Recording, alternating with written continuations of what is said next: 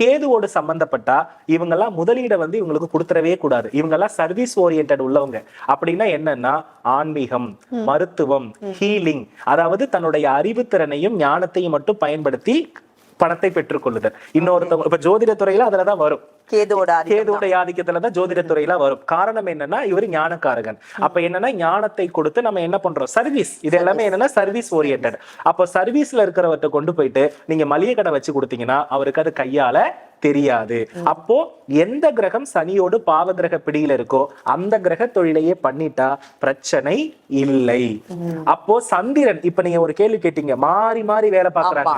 இப்ப இந்த மாறி மாறி வேலை பாக்குறாங்க ஒரு இடத்துல நிலையா இல்லைன்னா அதற்கு காரணம் வந்து சந்திரன். இவங்க கிட்ட போய் கேட்டா எனக்கு டிராவல் பண்றது பிடிக்கும், ஹோட்டல் பிடிக்கும், சமைக்கிறது பிடிக்கும்னு சொல்லுவாங்க. அப்ப அவங்களுக்கு டிராவல் ஏஜென்சிஸ், அதிகப்படியான அலைச்சலுக்குரிய தொழில், உணவு தொழில் எல்லாம் பண்ணி கொடுத்துட்டா சூப்பரா பண்ணுவாங்க.